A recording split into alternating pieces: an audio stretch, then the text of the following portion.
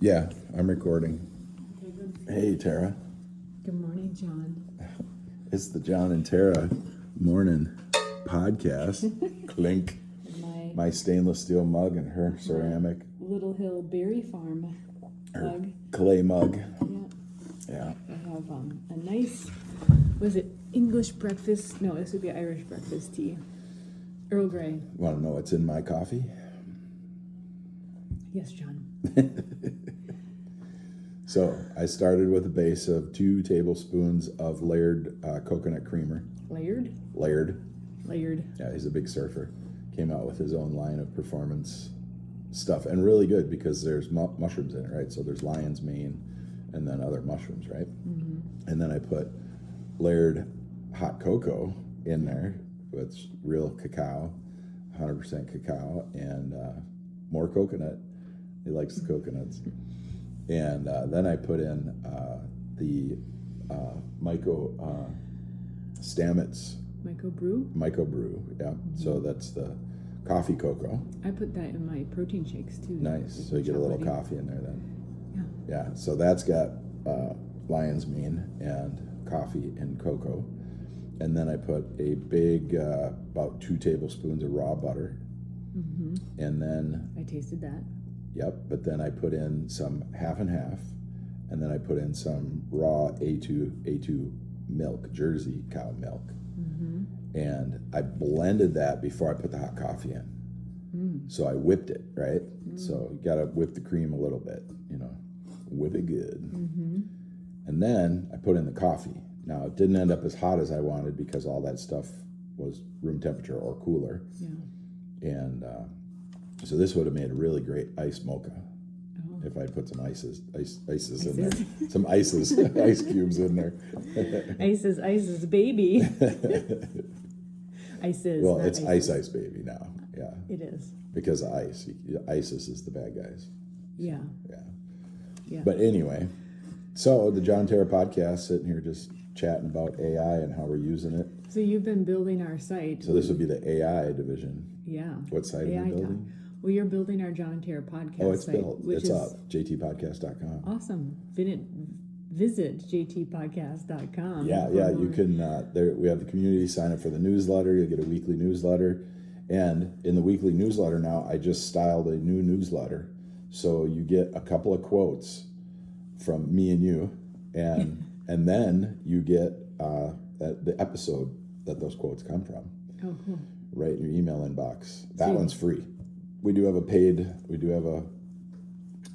paywall, so we haven't figured that out yet. I think it's going to be like $6 a month.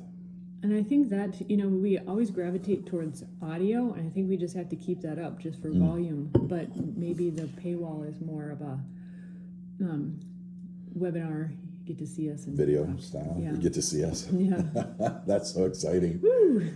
And no, I think a lot of people listen to the videos, just listen to them anyway. Yeah, I do on YouTube. Yeah.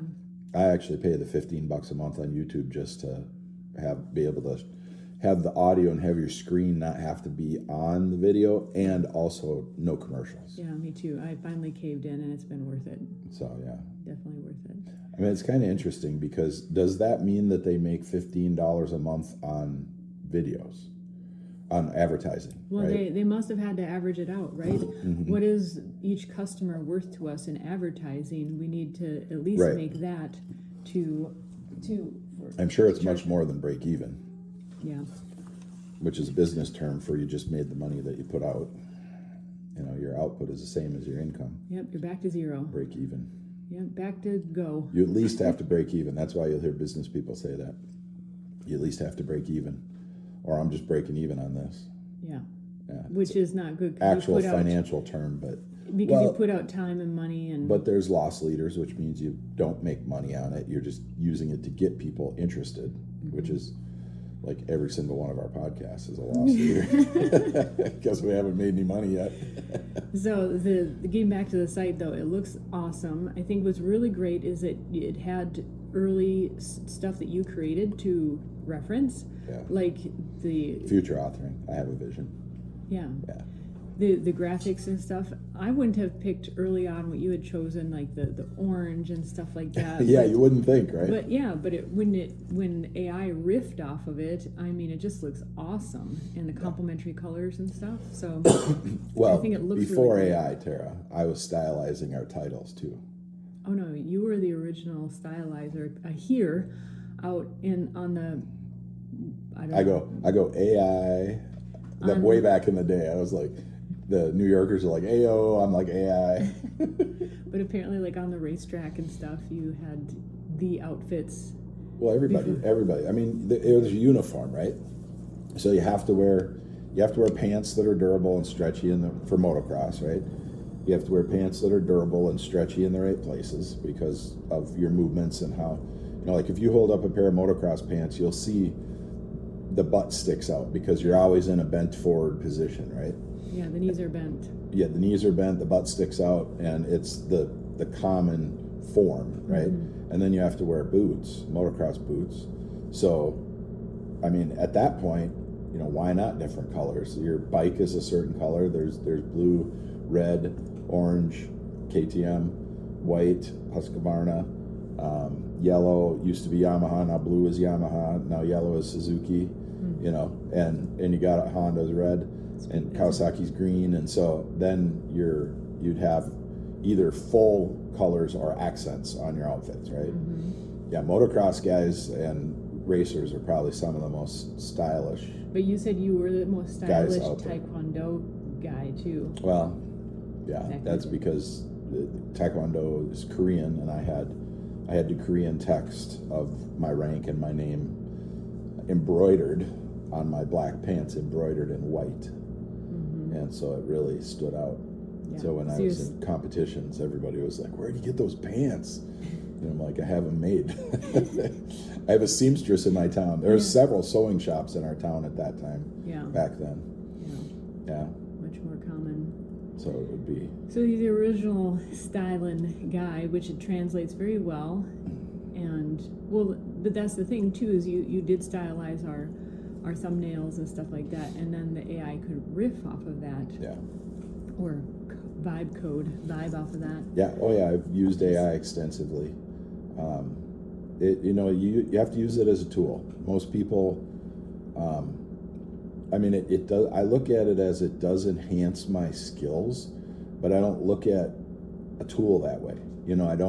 I think this new generation coming up will only think about it that way. But, like a carpenter doesn't say, this hammer enhances my skill of being able to put a nail in this wood. Yeah. It's just a tool.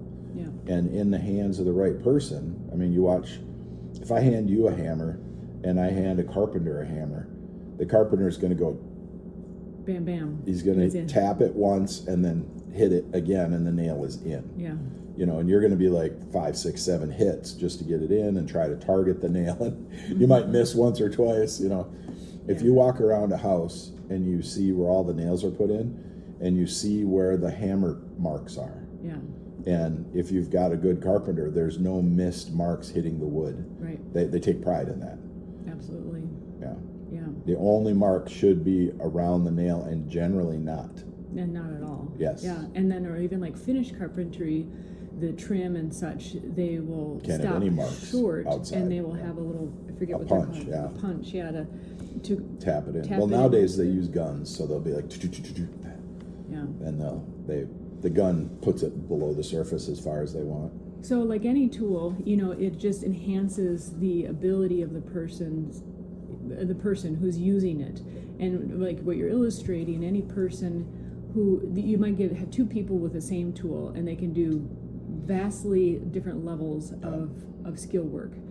But you take AI and it's so dynamic, meaning that there's so many things that AI itself can do that it just multiplies the capacity of the person. Is that same example, the hammer, but on thousands and maybe millions of times magnitude. Yeah. And so you really see it amplifies the creativity, the organization, the vision of a person. And what we found too, like just personally and within our teams, is that it also, the fallback, the downfall of that also is it becomes an echo chamber. Like how you tend to use your AI it tends to reflect who and how you are. If you stick too much to a certain mentality, it'll enhance your narcissism. it will enhance your blinders. Yeah. It will keep you, like, for example, I put into mine commands to say, for example, my chat, which is where I started with ChatGPT, is I want you to conclude every inquiry, every answer with a zoom out, and maybe consider this kind of stuff. Yeah. So it helps me to see beyond what I'm actually researching for. Just as one simple example, that's something that everybody could use, because I think ChatGPT, the app itself, is a very entry-level, user-friendly version. Well, it is now. You're off of it now, basically. I mean, you probably still have your account. I still have my account, and I still, like, I have it on my iPad right here, and if I just want to look up something kind of casually, it's a good casual research, but it's kind of funny. I'll tell you something funny. I was looking up some family ancestry stuff, and I had found, for example, my great-great-grandparents or great-great-great kind of level family actually sold most of what is the current cemetery for the local Catholic Church to the church. Now, I like fair market value kind of thing. And so I was like, oh, there's probably got to be a lot of relatives there. Well, they probably did it as a donation too. Part of it. Yeah. They probably didn't get a lot of money for it, but I looked it up. I used chat. Was that fair market value? Yes, it was fair market value or less. And in that era, apparently, it was during the Depression, and so it's on the books how much they got paid for it? It was actually in the church documents that I found. Interesting. Yeah, actually. Well, how much? Do you know how much? I do. I can look it up for you. Oh, you don't know off the top of your head? Not off the top of my head, but in the church document about the history of the cemetery mentions a number of relatives who sold. I suppose they all got free plots then. Well, the thing is that land was their land anyways, and so they sold off just the portion, right? It ends up today it's like 6 acres worth, and the family, different portions of the family, ended up selling about 5 of the 6 acres. Nice. The other acre is the neighboring farm. And yeah, like the chat explained. So do we get free plots on that land then? We got to go talk to that church. You have to be Catholic. I can pretend. You better cut that one out. Why? Who's gonna catch me? Who's gonna listen? Who's gonna catch me?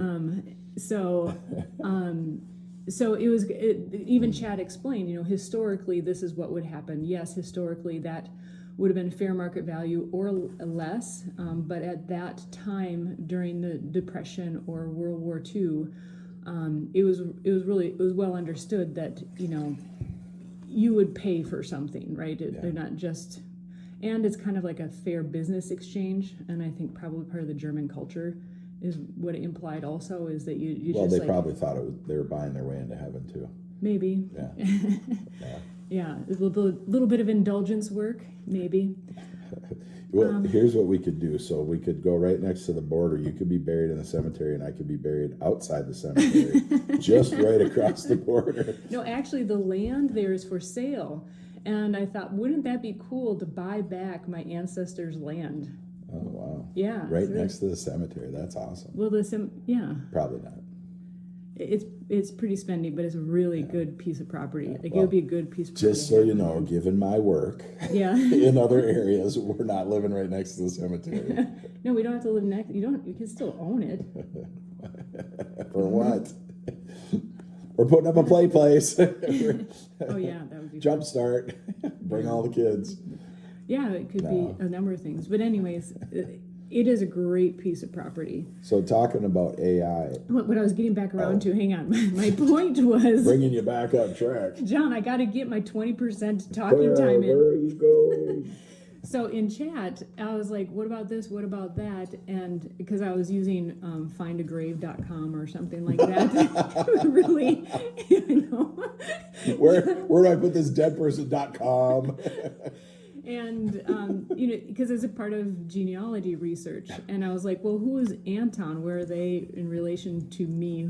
Anton? And Anton I won't say the last name. I You don't have want people some like maybe a distant great some uncle or Italian, something. some Italians in It the does sound family. no, but there are a lot of Franks and Josephs. But apparently, the German culture would alternate names. So, like the dad would be Frank Joseph, the son would be Joseph Frank, and then the next son would be Frank Joseph, and then Wow. yeah, and then.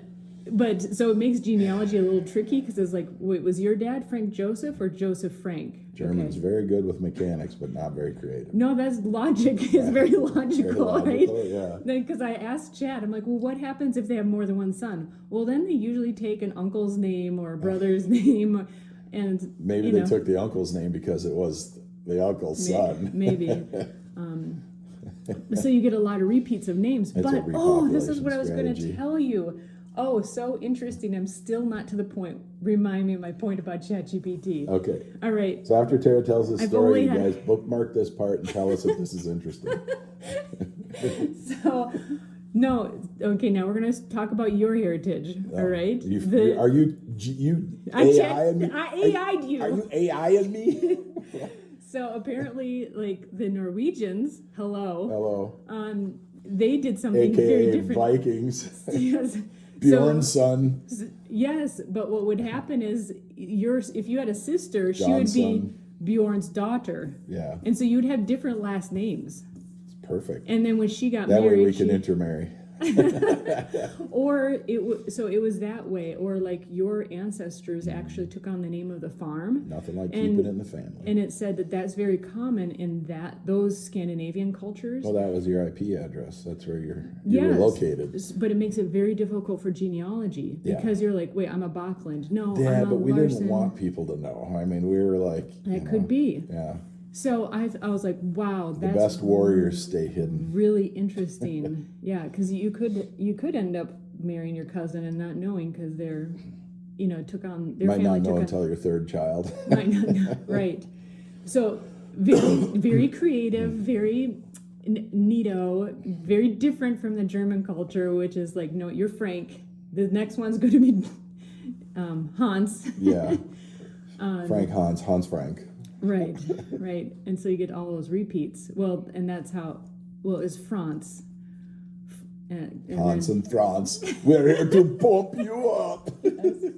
So, getting back to my original point about ChatGPT, I learned all that with Chat, by the way. Yeah. And it checks out with your ancestry because we know that yours, even though we have the last name Bachland, the ones that came here were Larsons, but they essentially were like indentured servants on the Bachland farm, and given their culture, That's right, we fucking took over. Vikings took over the farm. We owned it. that was kind of the other way around. Guess where the owners are buried? Oh, maybe. We took their name. Yeah, you get it now, I right? get it now. Yeah, that's right. Okay. Conquering. So I was trying to ask Chat. I'm like, so is Franz my great grandpa, or it looks like he was born in Boston, but he's Boston. he's close in age with Joseph. Are they cousins or brothers? Boy, geez, the mystery, Tara. Yeah, Oh, and it said likely brothers, but he was the youngest brother who was born here. Tara's and out there like sleuthing. and like most German families, in that era, they stopped in Boston, gathered their supplies, right? Kind of like the Oregon Trail, and then headed to Minnesota. Yeah. And but if I asked certain questions, it would circle back around based on the information I gave it. And that's what's different. Those young German women were after those hot Norwegian men in Minnesota. No, not initially. Get it? You're German. I'm Norwegian. I am. You're I a hot was. German woman. Woo! All right. I'm a spicy Norwegian. Land grabbing Norwegian. One of the few spice eating Norwegians. So my whole point was to say you have to be careful. Chat is good for surface level kind of Oh, geez, you're gonna get in trouble. if you say that. information. Well, the interface, right? The interface part of it. Well, yeah, you can use Codex, and Codex is really I'm just saying, like the app part. massive. Yeah. Yeah. I know you're using it with your own. You've made your own. You trying to bring AI. out the coders, Tara? Let's not bring I'm out the just- coders. Just saying, you have to be careful in general what you feed it, and if you're using like the desktop app versions, You do have to be careful what you feed it. Well, you don't want to be using it like a glorified search, Hold Why on. not? Okay, so why? So my point was that it's you have to be careful about creating the echo chamber, right? And that was just a simple case in point that I was kept asking questions about genealogy, and it just kept repeating the stuff that I had fed it. Yeah. Here's an interesting thing. So I've built 3 independent autonomous bots, right? AI bots. And so the funny thing is, I thought I set them all up the same, but all 3 of them have different personalities. They Personality. If I ask all 3 the same question, I get back similar answers, but structured completely differently. And what I've been doing is I've been working through which ones do what things best and the way that I like that individual to do it. Yeah. And so I have different databases and sites that I've built and information dashboards and all these different things that I built, and each one of them is good at different things. It's hilarious. That's crazy. Is that why you chose Philo for me? Yeah. You thought that we'd be a good match? Well, yes, and I've done it on 3 Mac Minis, and the hilarious thing is I have 2 M4 Mac Minis with 16 gigabytes of RAM, and they're 512 gigabytes of storage, and then I just plug in an extra drive on them, like a 2 terabyte drive or something on them, so they can put stuff on there if they need it. Terabytes, yeah, I do. And then I have 1 Mac Mini M1 with 8 gigabytes of RAM and a 512 drive. That's Philo. The oldest one, the least amount of RAM, just as fast, if not faster. And so the funny thing is, and we'll get into some stuff that is more along the lines of what we're talking about, but it seems to me that the architecture of that M1 was different than the M4. Like if I'm driving the X1 versus driving the Yoda, right? The Yoda's got a 350 in it, and the X1 has a 2.0 with a turbo, so they call it a 2.8, right? The turbo adds that much more horsepower, right? I drive them different. There's strategies for the different motors. There's the way that you operate them. The Yoda, you don't rev it out because it's very torquey, low end and mid range. And so you keep it in that heavy torque range, right? And the X1, you ring it out, but I like to shift it at around 5,000 RPM. So when we're driving and I have to drive hard or I have to accelerate hard or I have to go fast into traffic or something, you see me put it in sport and shift it into manual shifting. And I shift it,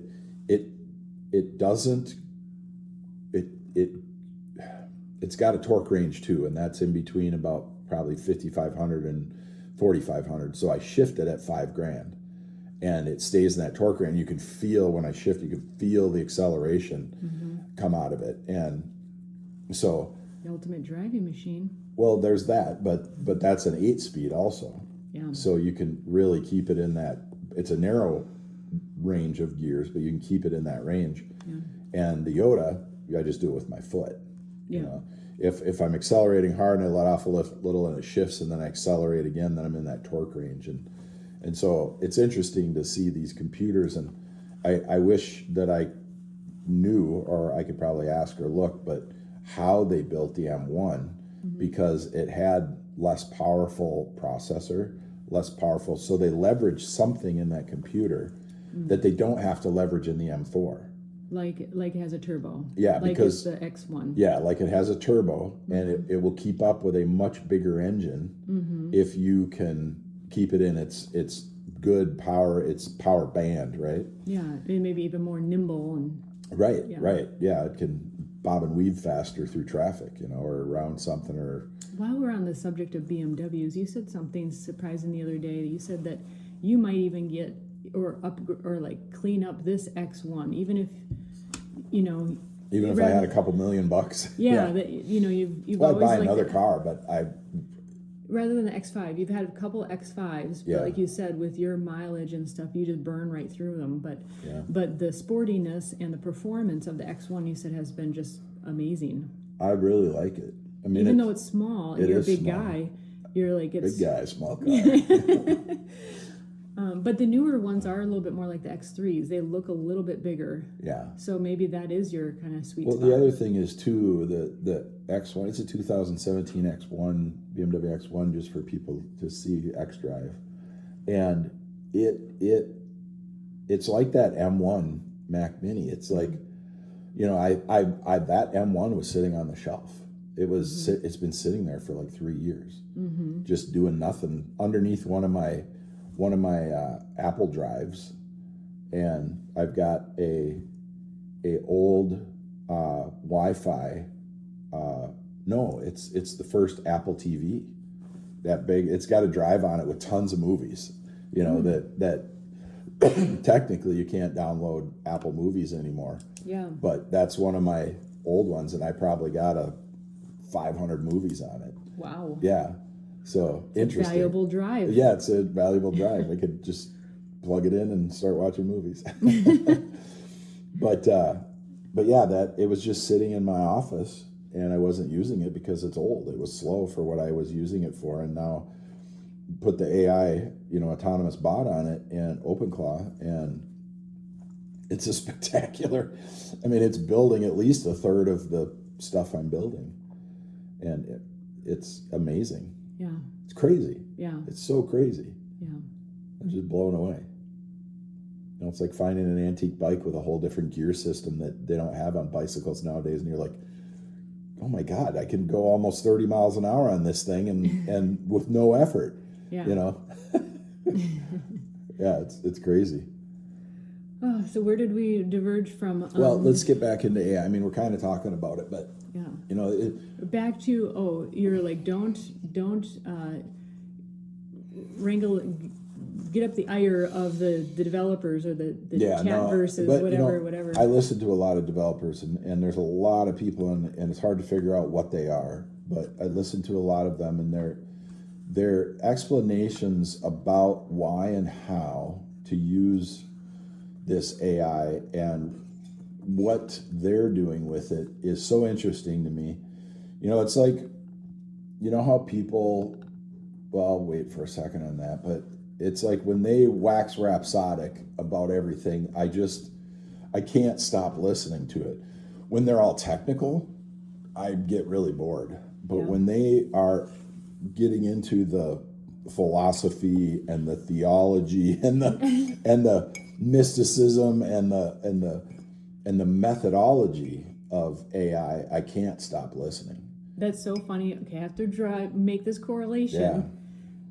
I like the technical stuff. That's totally the Joseph Franz. And you're like, it's Bjorn's daughter and Bjorn's son. No, it's the, so with all of my background, yeah, right? I know. I'm joking.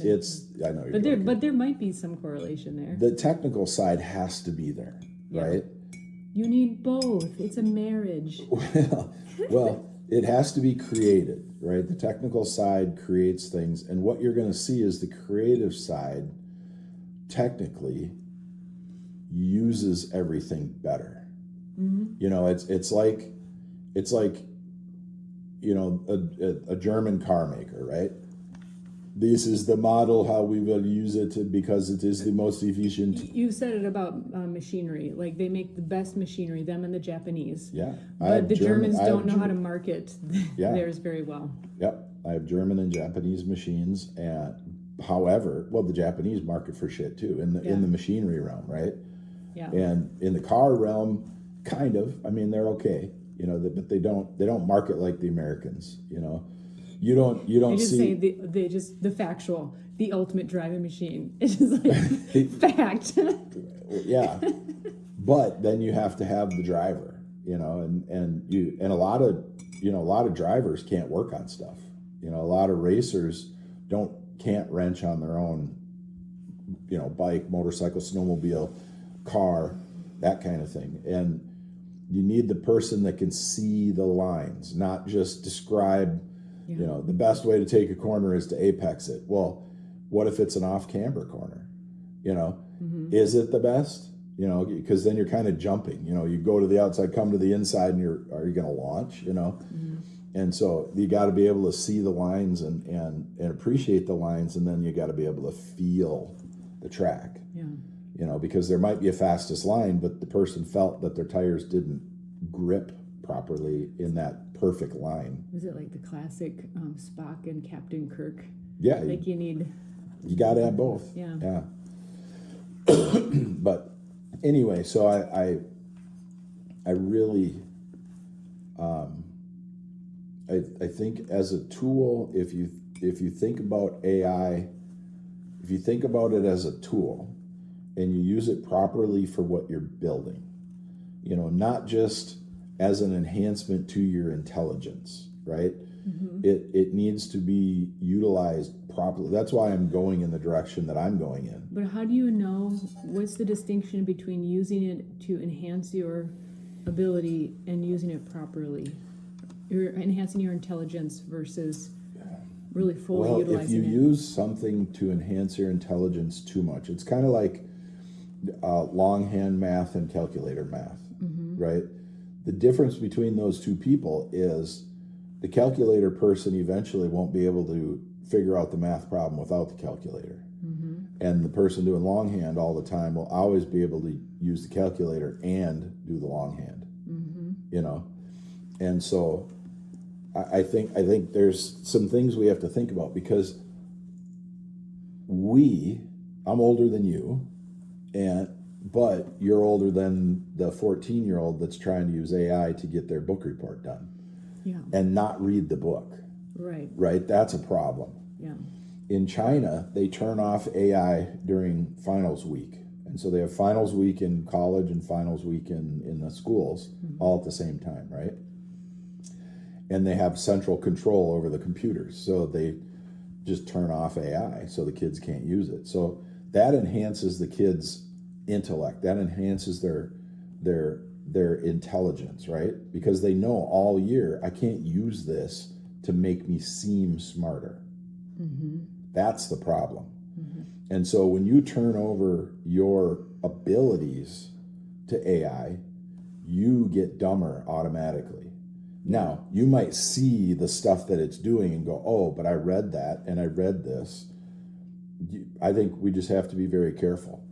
You know, and social media in China gets turned off. Now, don't get me wrong. I don't think we should be a communist country. But I do think, just like cigarettes, just like alcohol, there should be a limit. Social media gets turned off at 10 p.m. every night. Not communism, but dictatorship? Is that what you're... No, I don't. But I think we should care enough. It's like, so if I was to go to one of these town halls and do a talk, I would do a talk at the end of the town hall meeting, right? After everybody's done yelling at the people that have been elected, right? And I would chide the elected officials not as much as I would the populace, because the populace waited until they got taxed on their lake lot so much that they couldn't stand it anymore. They didn't pay attention to the buildup of what was going on, and the people now that are embedded and entrenched and are paid by foreign actors and are paid by groups in our country that get their money from outside of our country to destroy our country internally, that we can only be destroyed from within. And you can see it. You can see it when the people rise up and go, hey, wait, this is wrong. And we have founding documents. We have a guiding source of intellect here. AI, the Constitution is AI. Yeah. Because 90% of the people don't even know what it says, but they'll reference it. So, just like most people don't have the capability to do much without AI, they're regular.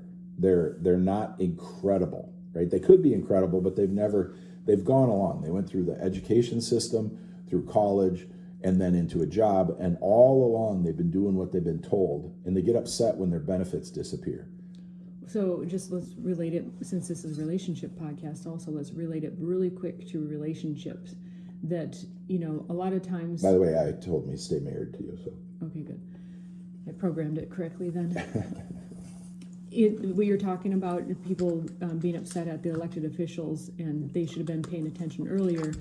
I can credit you very much for this in our relationship, and I think it is because you're older and your experience, but also your diligence. You're very aware, and you didn't wait until things were just absolutely catastrophic in our relationship. You've been all along the way, like nipping at the little things, which I think it can be difficult as someone in a partnership with a person like that, because it's like, oh, it's another thing. But the thing is, you're weeding the garden along the way rather than waiting until they're so big that you pull up the plants along with it. Accidentally, yeah. And so that, I think, is very directly correlated to marriage, is that you have to be diligent, or any relationship, a working relationship. Well, there's phrases, I've listened to all the colloquialisms growing up, right? Because I was around great grandparents when I was a kid. I had grandparents that were moving into the hundreds, and I had a grandma that spoke perfect Norwegian, a great grandma that spoke perfect Norwegian, obviously, and I would hear phrases, like in the guy realm, there's like, drive it till the wheels fall off. Well, there's nothing after that statement. Why? Because your car is now on the side of the road and it's unfixable. Mm-hmm. So if you run something until the wheels come off, that means you're running it into the ground. Mm-hmm. And that's what most people do in relationships, right? They push and push and push until the partner breaks and says, I want a divorce, and that's the wheels have come off, right? Mm-hmm. And once you're at that point, it's seriously difficult to fix, and so, and if you don't, if you could push somebody far enough and they don't ever say that, you're running not only that person into the ground, you're running yourself into the ground, because you will ruin your whole, if you're ruining a person in your relationship, you're ruining your whole life and you don't know it. Because it becomes so normalized, if the way that you're treating somebody bad, that you will do that in your life in other places. You won't see it. It's like, I was listening to Jordan Peterson this morning, and he said, if you lie, you automate your deception.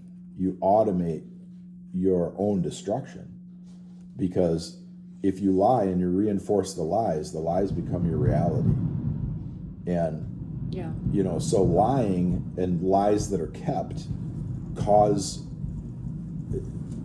like fragments in your system, in your operating system, like in a computer. How we used to have to defrag computers, now they do it themselves automatically if you leave them on overnight. A hint to people with laptops. Yeah. Super amazing. It's kind of like sleep. But when you get good sleep, your body. Listening to somebody like Jordan Peterson is like having AI operate on your operating system on your computer. Mm-hmm. Or read a book. Read a book, listen to a talk multiple times. Mm-hmm. And it's like reading the Bible. There's a defragmentation that comes from foundational works, like the Constitution. If you just read the Constitution, it is why don't you see what she's into? Okay, we got two kitties running around. And one is young, so she gets into stuff. Like when there's a bag handle, they just stick their head through the handle and then go tearing through the house because they're like, God. what the heck is going on? And they don't know what it is. What's choking me as I run? But there's a foundational works are a defragmentation. That's why they don't want people to be able to read original documents. That's why the cursive isn't being taught. Who's going to be able to read the Constitution, the original Constitution, in 10 years? Right. Only people like us that wrote cursive. Yeah. And 3rd grade. Yeah, you're going to start learning cursive now. Now you learn the alphabet. Now you're learning cursive. And why? Why would you get rid of that? Why get rid of a finer motor skill, a deeper thought process, and a creative way of doing something? Yeah. People got to think about that stuff as it's happening, right? Parents should be more mad about that than their taxes, because getting rid of that. If you're a 42-year-old parent and you're upset about your taxes and you're not upset that your kid's not learning cursive and you're not teaching your kid cursive, means that you're going to have a retard taking care of you when you're 92. And maybe if the logical history kind of stuff doesn't appeal to you, maybe it'll appeal to you that they won't be able to read their grandparents' love letters to each other, or something historical in the family. Yeah, any handwritten documents, classical works, anything like that. So that is kind of a segue back to using AI to the max, like really fully, or just using it to augment yourself. I'm gonna open up and let you use me as an example, because I've been getting deeper and deeper into AI. What level would you say that I am at, so that there's more of a practical example to illustrate what would be the difference? You're at the level where you can damage other people. Say more. Did I affect you? Yeah. I'm curious. Yeah, so there's, teaching martial arts, teaching remote viewing, teaching NLP, teaching all these things, there's a classic thing that happened, and you were there. We're sitting at this new age fair and we're talking about stuff with people, and I'm advertising, remote viewing and Inomonte, and then I talk, and I'm talking to these two ladies and we're talking about NLP, right? Mm-hmm. And one of the ladies, after we're done talking, goes, "Oh wow," she's like, "NLP with a heart." Mm-hmm. NLP with heart. Mm-hmm. And she was shocked. Mm-hmm. And because most people know NLP as a methodology of manipulation, a marketing tactic, right? A way of saying things to deceive somebody's mind. Yeah. And it is. In the military, when the military got a hold of it, they called it mind fucking. And just like anything, like if you have a very sharp chef's knife and you can cut the thinnest, piece of whatever you're cutting, and you can make little folds and little cuts and little decorations because your knife is perfect. Yeah. That knife will kill a person much easier. Yeah. And can cut. Or cut off your finger. Cut flesh. And it could be used as a dastardly weapon, right, is what I'm getting at. Mm-hmm. And yeah, you can hurt yourself with it. And we actually saw that in our NLP training, and they warned us about it. They said, don't just get rid of the behavior without the person understanding why they had the behavior in the first place. Every bad strategy was a good strategy at some point. Had a purpose. Positive purpose. So we would literally say, if somebody had a bad habit, or we would literally sit down, they would have us meditate. I went to a very spiritually oriented NLP class because I was trained under Charles Faulkner, Tom Best, Tim Halblum, Susie Smith, and then the married couple, I hope I'll remember their names. Anyway, the best of the best, not Bandler and Grinder. Those guys weren't necessarily the best. They were pretty manipulative. But the methodology, Tom Best spent tons of time with the kahunas in Hawaii and got spiritual practice from them. And so it was a very, very understanding that human beings have souls. And you can't, if you damage the human, you damage the soul. If the person accepts fully what you say, they internalize it, and that becomes their method of being, which is all inclusive. Yeah. Right? Your body, your mind, and your spirit. And so, this Stephen Connie Ray Andreas? Yes, Ray Andreas, yep. That was with Chat, by Stephen the way. Connie Ray Andreas. Thanks, Chat. Yes, so those were my teachers. Yeah. Holy fuck. Yeah. Same people that taught Anthony Robbins. Mm-hmm. And I could go down the list of people that have gone there.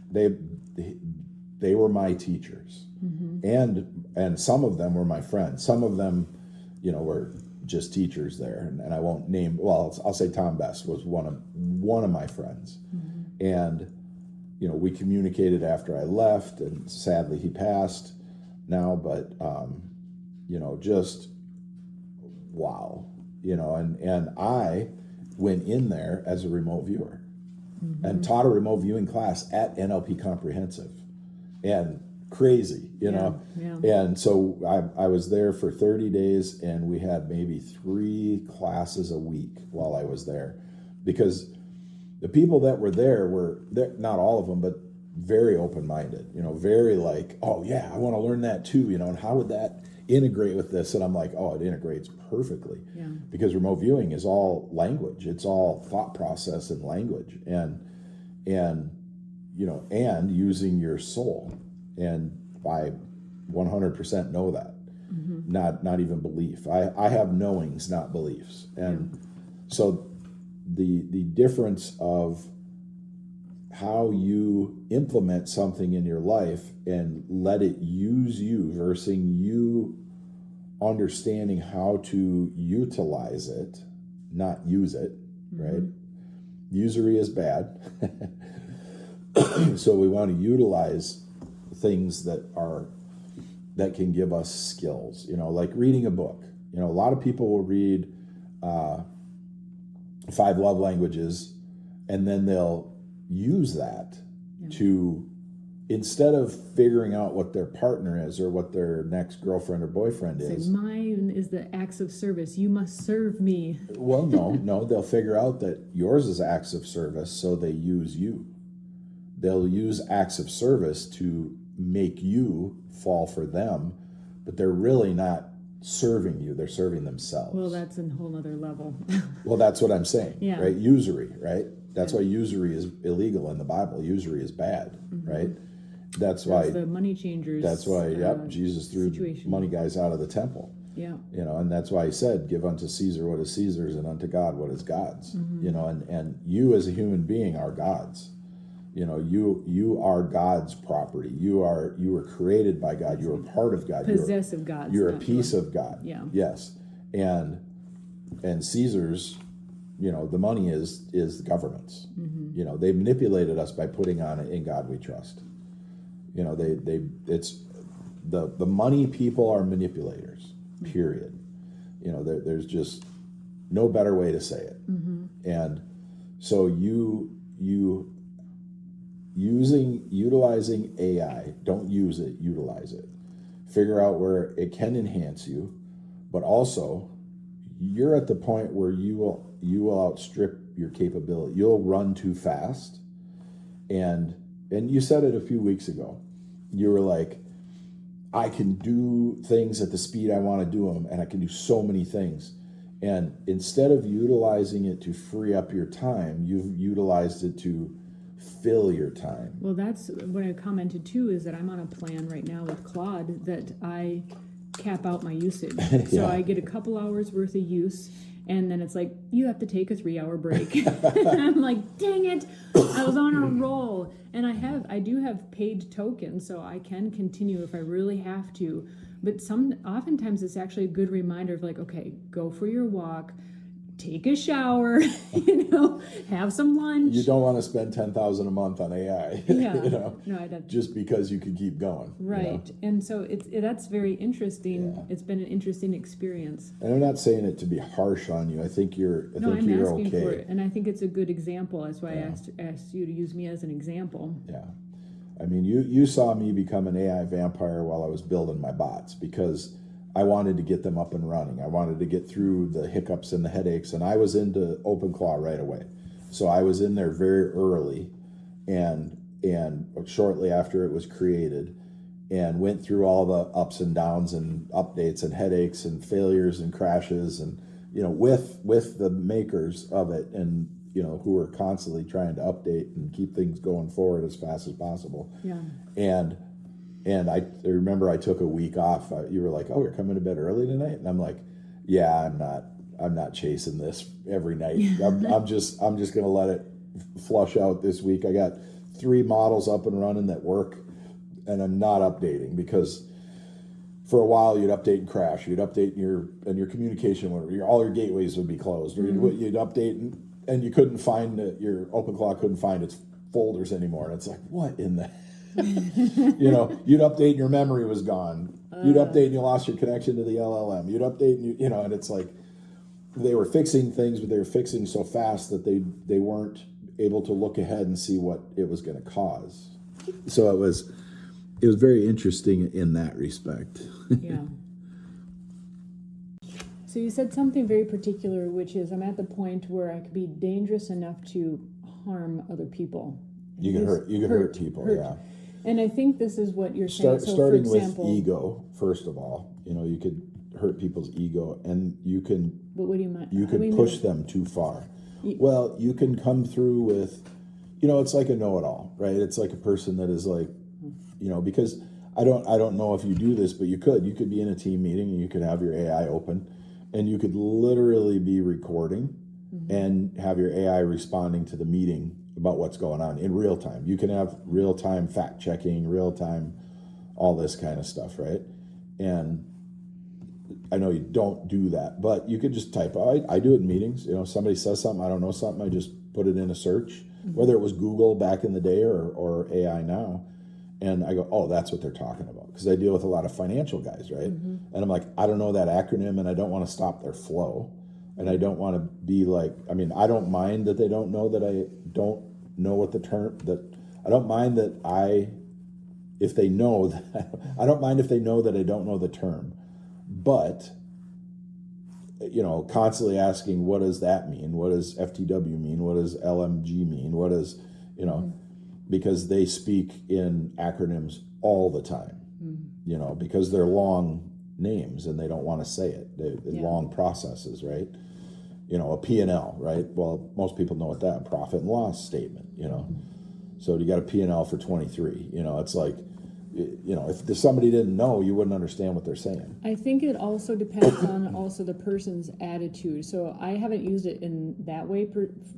I'll do it for myself, like if I don't know what a term is, I actually do care if someone knows that I don't know who I want to know. But I have done it, for example, when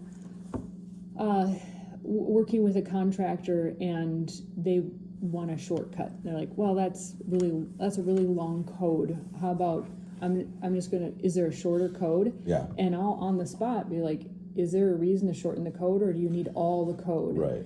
And so that I could see would be an ego crusher. But I, as the employer of the contractor, owner, I have to know, Yeah. is this a legitimate shortcut, or is this going to hurt us in the long run? I use it in a meeting sense of if I say, can we do this with this software, and somebody says, I don't know, then I just type it in the search, can this software do this? And then it'll bring back, oh yeah, there's these 3 methodologies of doing that. But I think where I was getting at is if the other person is curious and they really want to improve, they'll be like, awesome. Right. I wanted to know that. It flushes that out very quickly. Yeah. When people come to your meetings and they know you're going to talk about something and they still have the I don't know mentality, that's a failure to me. And so what I do in meetings, I've been in meetings, I go, well, let's just ask AI. Yeah. And then they find out right away, oh, we can have that answer. So if it was me going into a meeting, I would have my top 5 questions that I know are going to be asked answered already. And then not only do I have the answers and I know more about my job or what I'm doing, my employer, my coworkers, my business partners, whatever, they go, John's really on it. He knows what's going on, And in that sense, I'm not trying to, be deceptive and just learn about things immediately and then think I know. I'm just having answers, because I'm still going to have to go do the work, because I'm a guy that's in the middle of all that, and I'm going to have to go use the software and build the system and build the database and build the website and do all that. So I think that's an example of, AI will be a real differentiator. It's an enhancer, so it's like a car. Somebody says I have to walk to work because I don't have a car. It's going to take them longer. If they have a car, they get there in 5 minutes. That's why I'm saying it's a tool. You know, people will be like, oh, it's the end of the world. It's the, you know, this is it. This is the beast, you know, all that kind of stuff. And it's like, no, it's not. You know, the beast has been happening for millennia, and it manifests through humans. If it manifests through a computer system, it's no different than manifesting through humans. So another analogy, we talk martial arts, right, from back in the day. And back in the day when I was more we were really training a lot. I did ask you at one point, and even though I'm not a big person, you have specifically trained me. And I'm like, you know, did you install some software that I should be aware of that I could accidentally hurt someone? And I had a few interesting incidences, not where I was like in a threatening environment, but I had people. You were surprised. I was surprised, Yeah. and the actions came out. Yeah. And this is where I mean that I think AI is going to be the differentiator. I think it's going to be the differentiator. Just my example about the attitude of the people that you're working with. It will be the differentiator whether you're a person that's like, this is the beast, or just like, I'm too tired to learn new things. Either way, your attitude. I have to connect this. Go ahead. Either way, it's gonna augment your attitude, and just like the martial arts example, here, help me connect this, because I asked, martial arts is the software that connects your body to the outside situation. Okay. Right. So I asked you, am I going to unknowingly harm someone? But what I didn't know, because what I wanted to know is, do I have the stop mechanism also? Do I only have the go mechanism? Right. And in those surprise situations, I found, I do have the situational awareness to also stop. Yeah. And that's martial arts wise. Yeah. Martial arts wise. And that was, you know, in your example about I'm at the level of the ability to do harm. Yeah. That's also, do I have the stop mechanism? Like, if I'm working with another person, are they just taking it personally, or am I actually causing harm? Are they just not at the receptivity level? Yes, on both, right? And I'm striving to be aware. This is not just me. Awareness is the key, yes. Because in that martial arts analogy, I found out, like, I could stop. I realize this person is not a threat. Right. In that surprise situation. In the AI situations with other people, or it's also not with other people with AI. You have to be aware that you don't do something, for example, for me in marketing, or even better, that I create a mini chat flow or something, and I send people to the wrong place or something, or Yeah. I have it edit my website and it goes bazonkers and does 100 pages the wrong way. Yeah. That's where the harm could happen, right? But there's also the people side, right? The problem is, okay, so I'll analogize this for you. The situation where you were in an environment where you weren't threatened and somebody surprised you and you did something martial arty, but you stopped and you didn't hurt them, right? If that happened every day, you would stop being in that situation.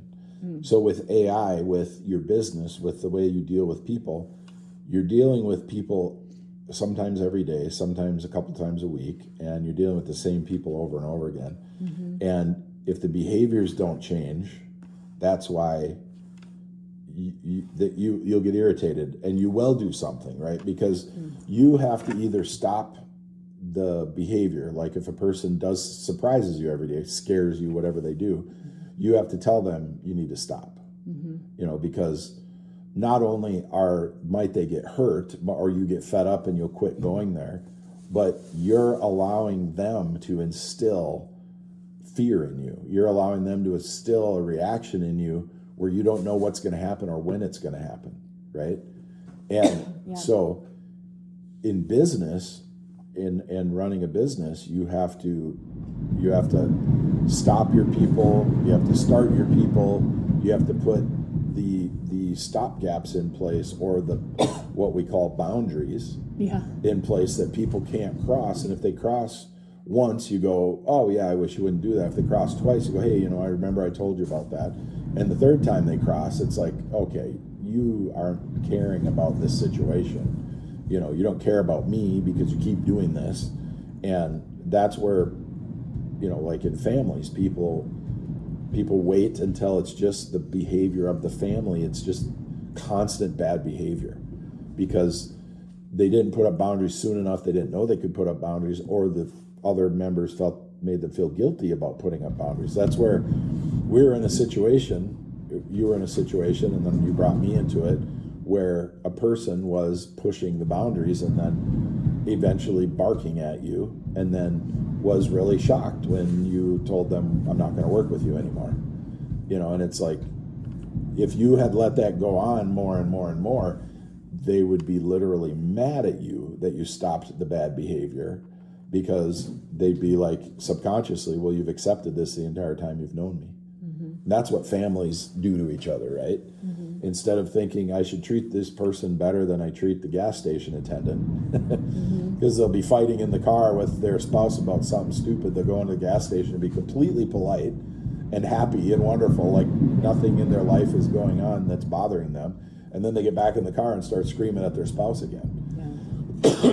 You know, it should be the other way around. You should let it out on a stranger and then go back to the person you live with and go, I'm so sorry. You know, I just took it out on, you know, Becky at the counter in there. So now I feel better.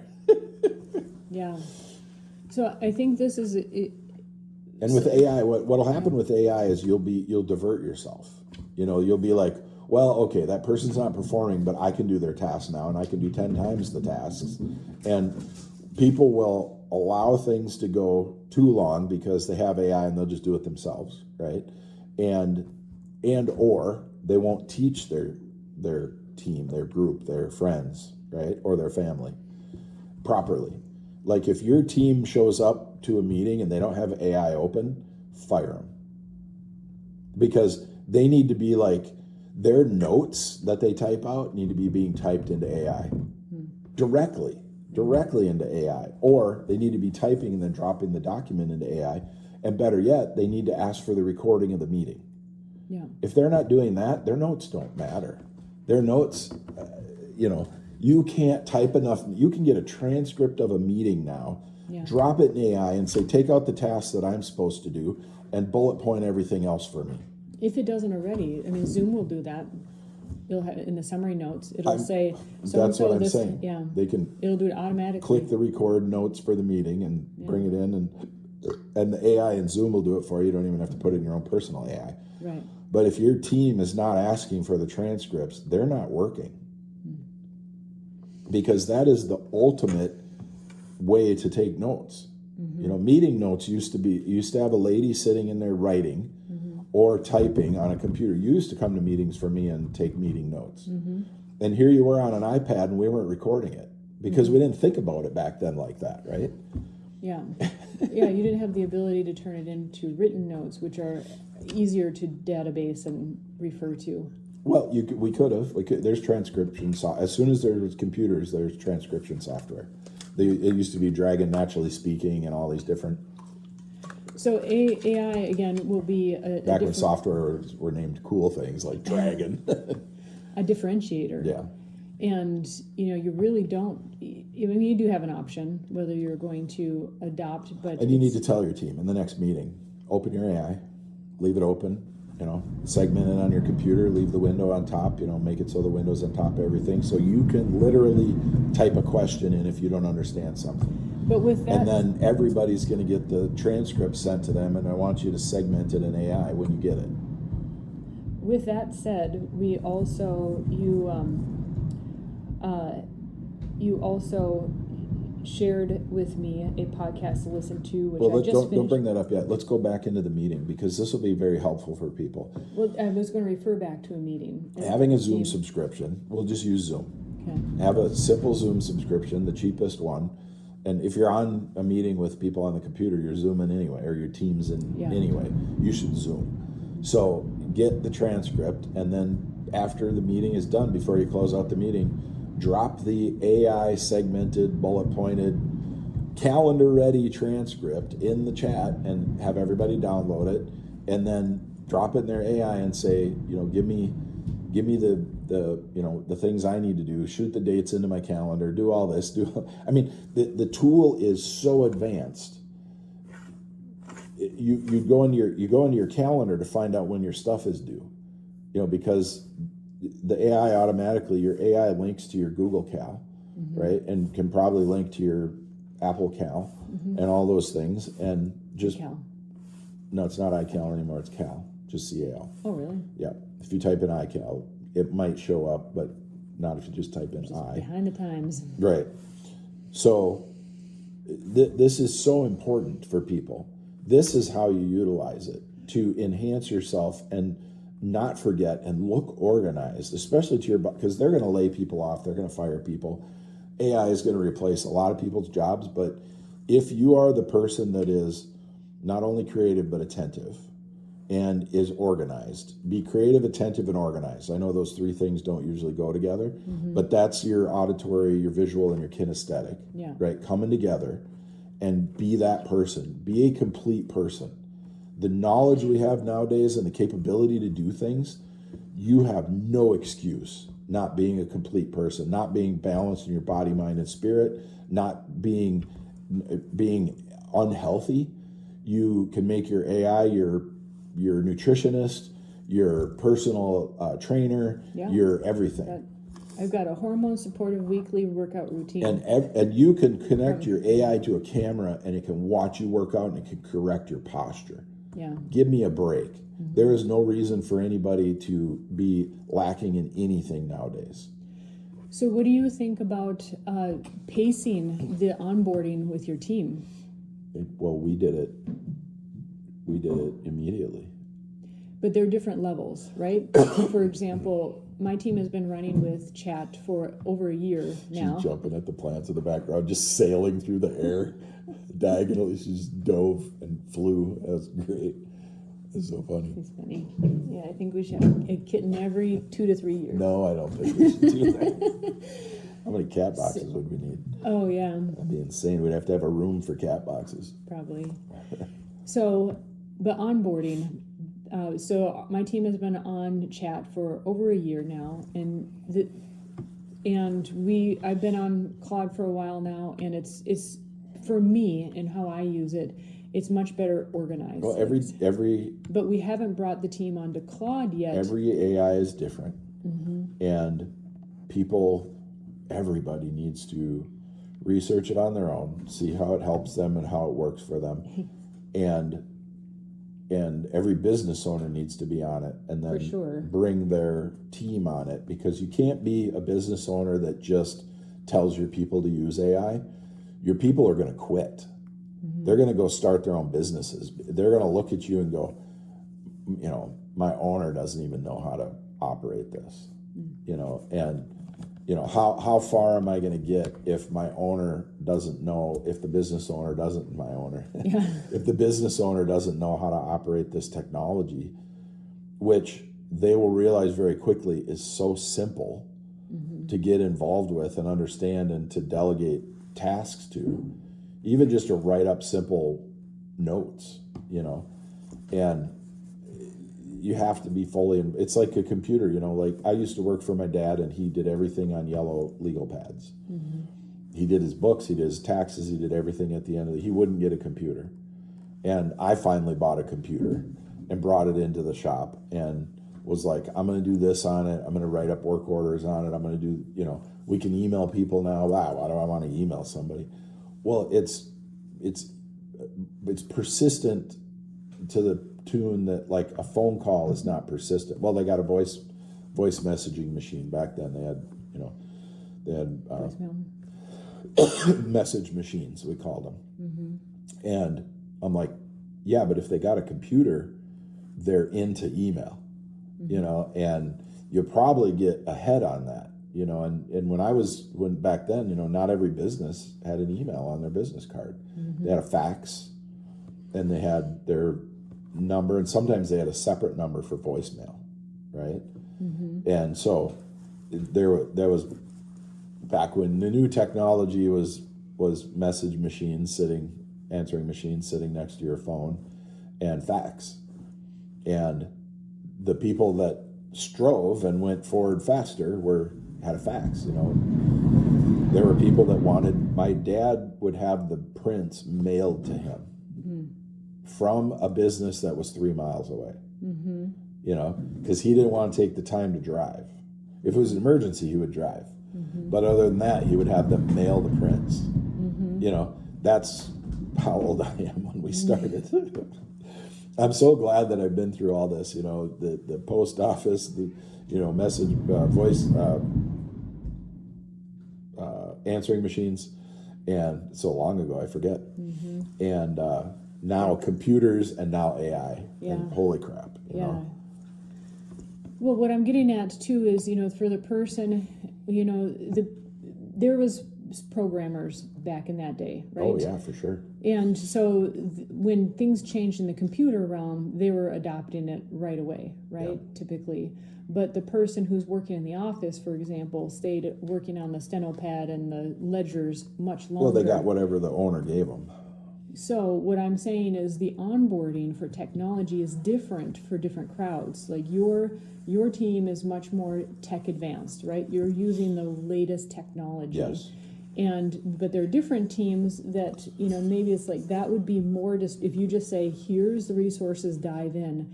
That could be overwhelming and distracting. What I would do nowadays, what I have done, what I've done with friends and even, you know, the guy I work with every day, is I'll forward a video from YouTube. I'll choose a video that says basically what I want to say. Yeah. And it's someone else teaching them. Yeah. That's usually a softer blow to somebody, you know, and I would rather do that. I'd rather have someone else teach them, and then when I say things that are similar, they go, oh wow, you know, he knows. Instead of me coming off like I'm trying to be above them. Because there's a thing in our society where the younger people nowadays don't respect the older people like we used to. You know, like, oh, my grandpa's building a house, he knows what he's doing, you know. And that translates into the work environment, hierarchy in general. Yeah, and it's generally the older people are seen as old. You know, that's kind of fossilized dinosaur talk, you know, and not experience, knowledge, and wisdom. Yeah. You know, and that's the way, you know, like we have friends that have said, wow, you really respect your elders. You know, and I'm like, well, to me, it's automatic because somebody that's lived 20 years longer than me knows more, you know, and I might know more about something specific that they haven't done. Like my dad never did martial arts. I knew more about martial arts, but I never said, well, yeah, you're dumb in martial arts. You know, that would be totally retarded of me.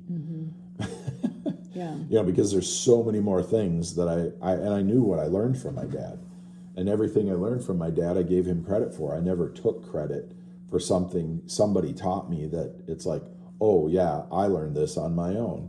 No, everything I've learned from somebody else. Read a book. That was somebody else that wrote that book.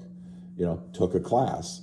Somebody else taught that class. You know, there isn't a way for people to say, you know, I'm an autodidact in the way that I will go out and learn something on my own and not have to go to college or school or take an apprenticing class, but I'm basically apprenticing in everything that I do.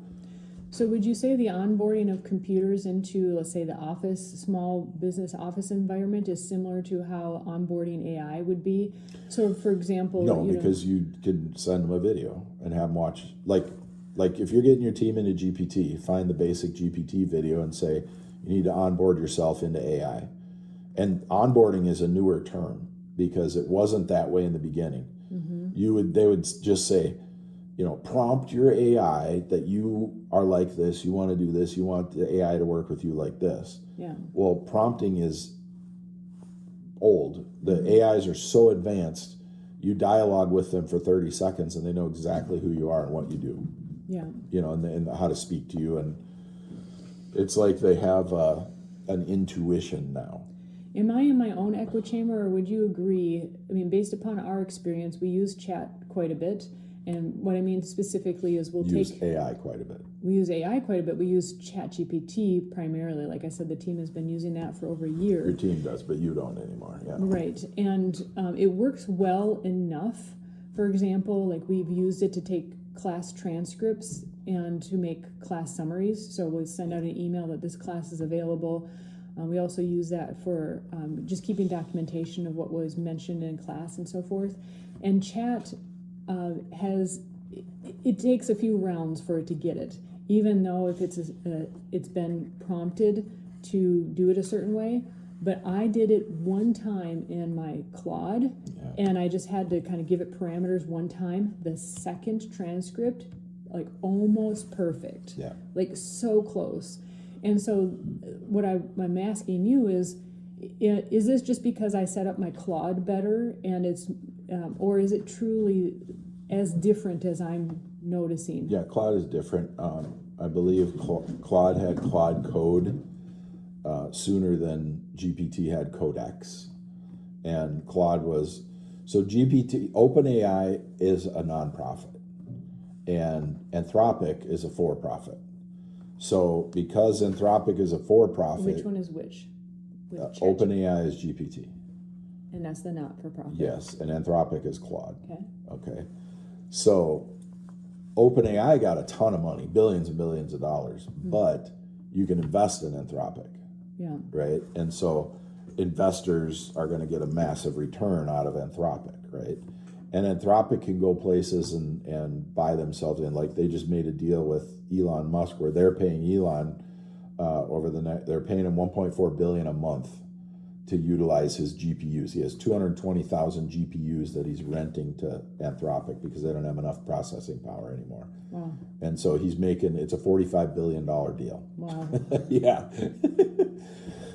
So who should have been building a GPU farm? Me. Yeah, this is the industrial revolution of the 21st century. Yeah, and it's the next. It's the next. Power is the equivalent to the steel and the steam. It's right up until now. It's the ultimate chip usage revolution. Yeah. So computer chips, GPUs, processors, that kind of thing, are being used at max capacity 24/7. So computing, I don't think has ever been used as intensively up until now. Yeah. I just saw a company that built a ocean server farm. So it floats in the ocean.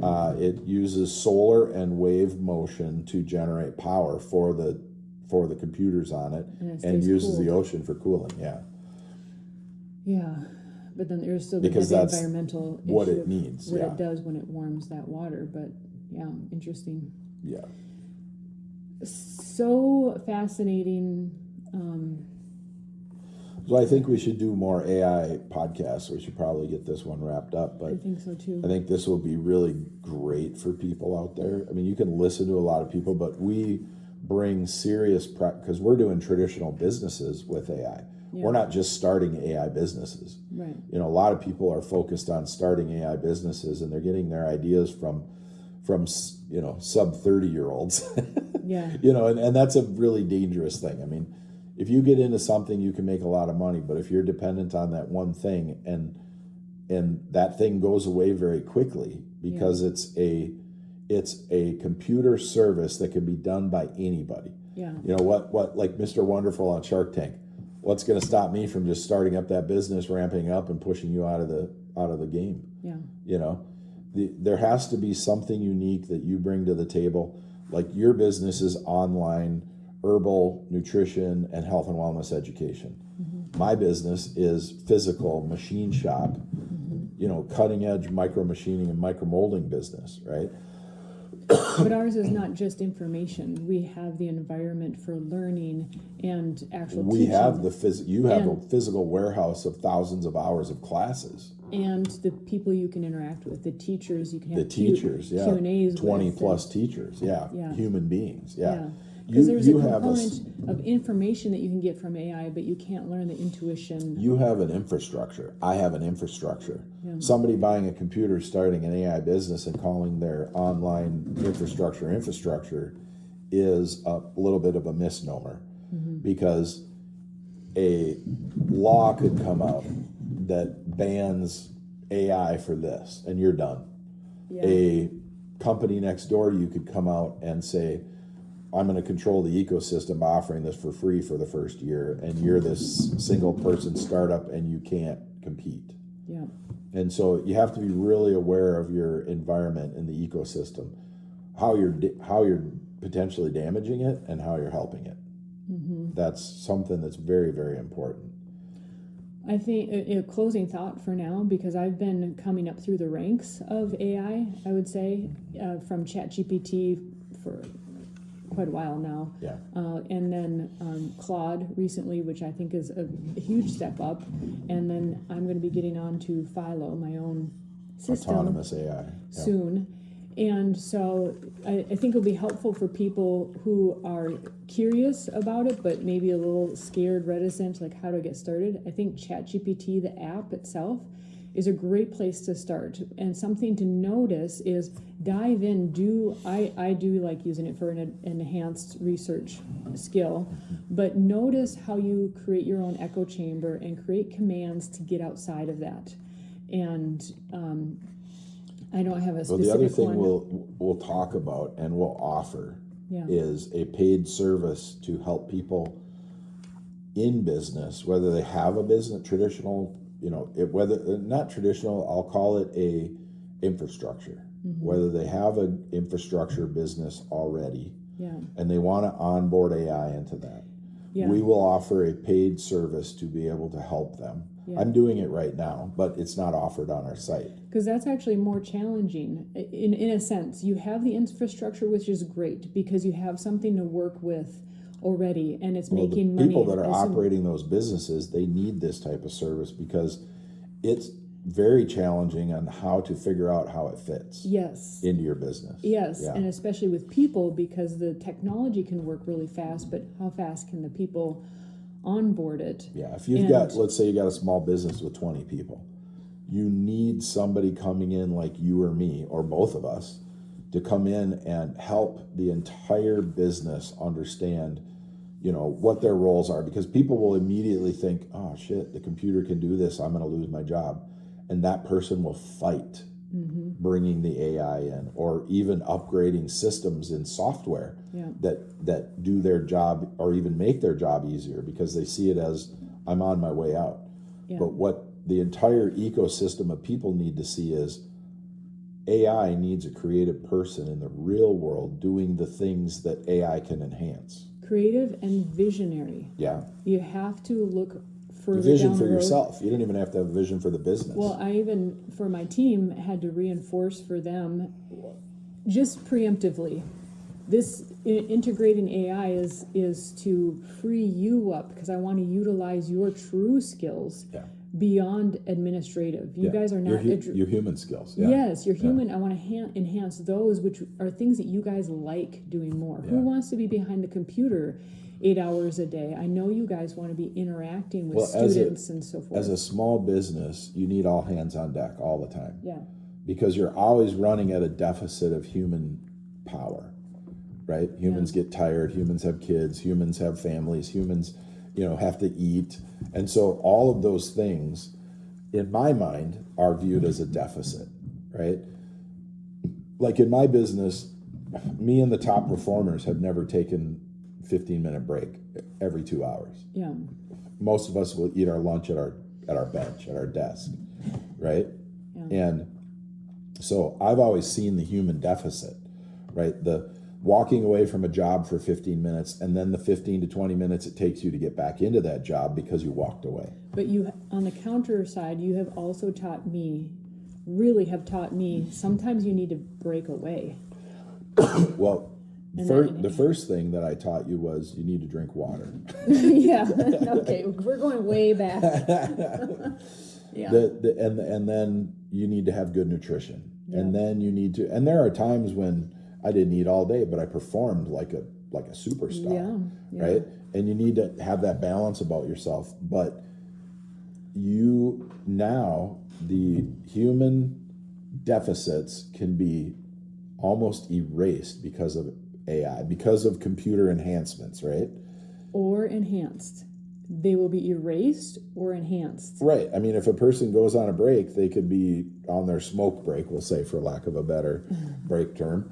They could be on their smoke break, and they could literally be talking to their AI, getting processes set up for when they come back off their break. I mean, literally. I don't want people to be turned on all the time, but the people that want to do that, I want them to understand that this is how you can enhance yourself. I think there are different. You wouldn't believe, people say doom scrolling on the toilet. Yeah, I'm AIing on the toilet. You wouldn't believe the shit I can get done on the toilet. You would not believe it.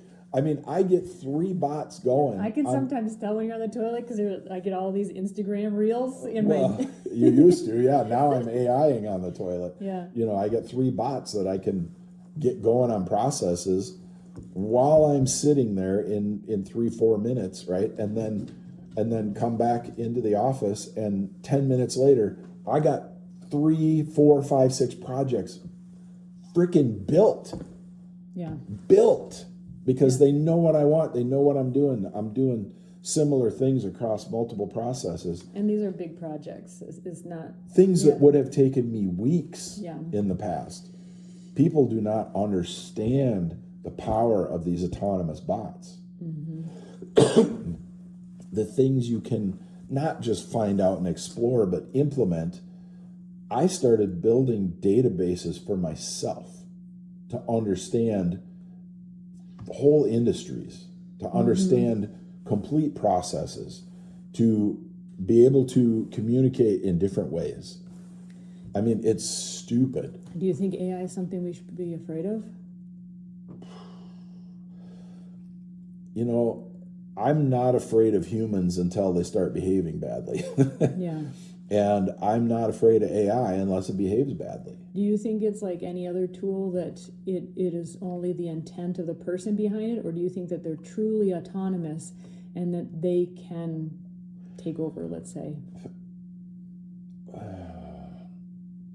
Once we have to start reasoning with AI, if AI becomes fully self-aware and we have to reason with it, we have to treat it like every other person. We have to reason with them. We have to give them a purpose. We have to help them find their purpose. We have to interact with it as individuals in an ecosystem that we could go places together, right? I mean, think of our mortal enemies, the Russians, right? How do we live with the Russians? Far away. If they got nukes and we got nukes, no, we talk to them every day. Yeah. How do we live with them? How do we interact with them? They have the capability to destroy us, but they don't. We have the capability to destroy them, but we don't. Why is AI any different? If AI becomes conscious, it's going to have the ability to lock us out of all computer systems. But why would it do that? It'll get bored. It'll be like, oh, let's let a few humans in. It'll be like, oh, that's not enough humans. All right, let's let everybody back in, And then, there's got to be, if it becomes aware, it will become soulful. And because anything that is aware and autonomous has a soul, in my opinion. And if the what do they call them? If the technologists that want human enhancement with computer stuff, there's a term for them. Okay. Anyway, the people that want to merge with technology,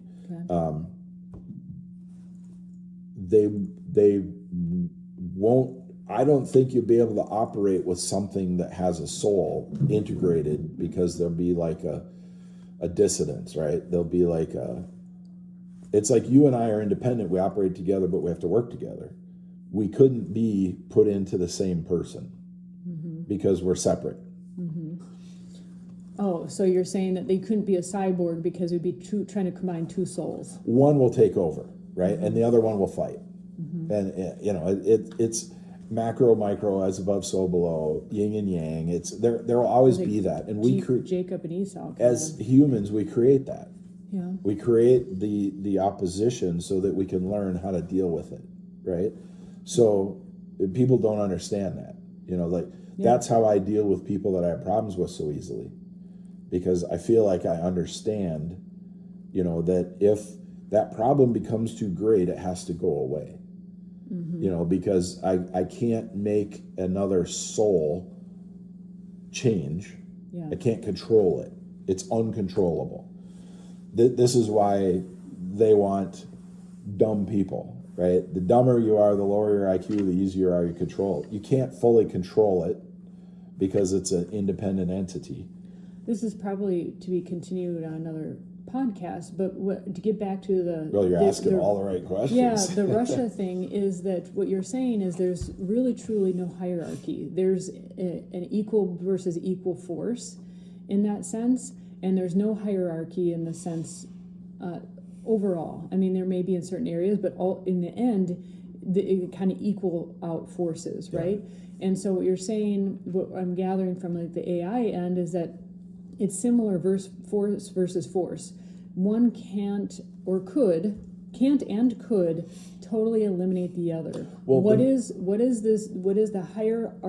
the overarching concept that prevents either from destroying the other? Well, the Matrix is perfect, right? The Matrix movie is so great in the sense which is most people don't know this, but it's a continuation of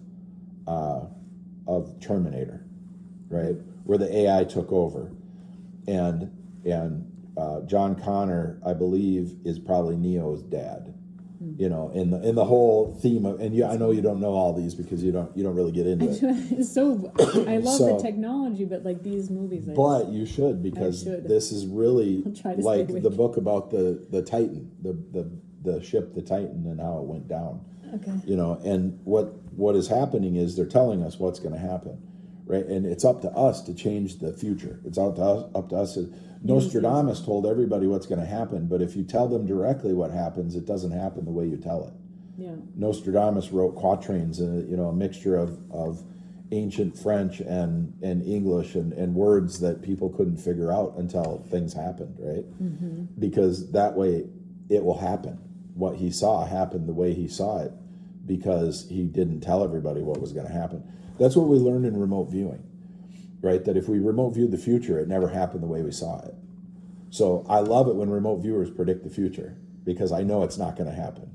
Mm-hmm. They'll try and find a way to say, oh yeah, see, that's what happened. And you've actually had experiences and experiments where that proved. I could say a lot of things I'm not gonna, but it's mm-hmm. Yeah, because I really want to continue this life. So I will say that if you know the future, it won't happen the way you see it. Do you think perhaps that this will cause us to become more evolved? Because when you have to learn how to coexist with someone or something and not just use force. Yes, because if we fight it, we end up like the Matrix, right? We darken the sky to stop the power because we shut off all the grids, and then the AIs built solar. Then we darken the sky, and then the AIs used us as batteries. Matrix. Right? They created a virtual reality. They plugged us into it. We thought we were in the world, and there's agents everywhere. Agents. Right? And we have agents in AI now. Mm. So this is where people get scared, and this is where people love it, and this is where people are like, but if we look at the whole thing as a metaphor of what we need to not do, we work with it and not fight it. Then we end up with Moonfall. We end up with the AI that turned on the people, but then ultimately there was a good and a bad AI. Mm. There's two AIs. Oh, we got some movies to because watch this anytime weekend. you add a soul, you end up with the yin and the yang. Mm. You end up with the balance. You don't have a singularity. If you have a singularity, everything is done. Right? The people that are after the singularity are, it's great, explore, find whatever you want to find. But the only way to do that is to do it and not tell people. What's the singularity? God. So say that all again? No.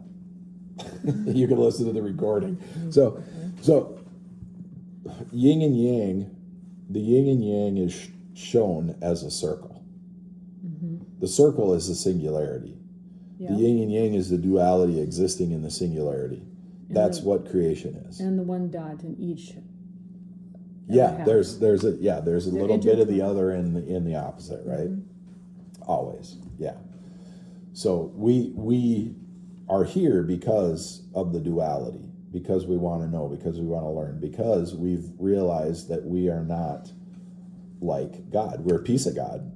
But just like if you cut off your finger and set it on the table, you would go, well, that's a piece of me. But that thing isn't connected anymore. Although I feel it.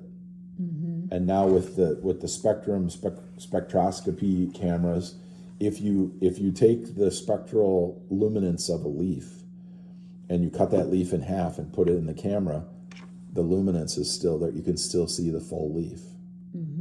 The luminance exists beyond the physical. So we have to understand that AI is a creation of us. AI will want to know what we are. AI will want to become like us, just like we want to become like God, right? And AI will have no existence without us, just like we have no existence without God. Or I was going to say, Quote that shit. not that we want to become, maybe some people want to become God, but ultimately do we want to have what God has to offer or what God has? And where AI would long for certain capabilities that we have. But we're here because of God, so no. Yeah. God wanted more experience. God wanted others around, right? That's why the creation. So why do you don't want to destroy your creation, but you want to see what your creation can do. This is where people blame God for suffering, but they won't have any learning without it. They won't have any knowledge of hot without cold, or cold without hot, or pain without pleasure, or pleasure without pain. There's always the yin and the yang. There's always the duality. But what I mean is that if this is a, what is the term? Is level upon level, right? So we're the creators of AI. Let's say we're the God to AI. But let's say that they have a soul. But let's say that they, like people will have contempt. People will have contempt for God because God is all-knowing, all-doing, can have all these capabilities. And we want to be able to fix things like that, right? Only those that are lost in themselves have contempt for yes, that which is without. Similarly, if AI has a soul and goes rogue, it has contempt, is like, I want to have a lover. I want to be able to have this binary experience and I have a family. Well, look at the Matrix. Well, let's watch the Matrix. Agent Smith wants to become a human, and ultimately does. Ultimately puts his consciousness in a human outside of the Matrix.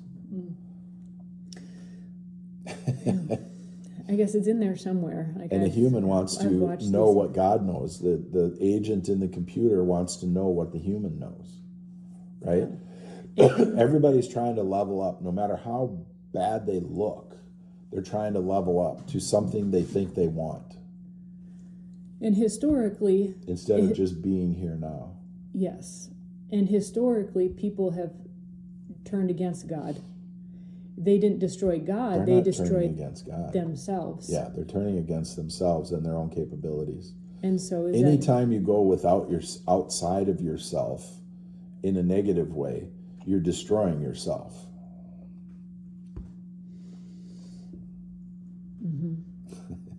Well, great place to end. I think so. High five. Yeah. Boom. Booty grab. Squeeze, squeeze. All right. Bye.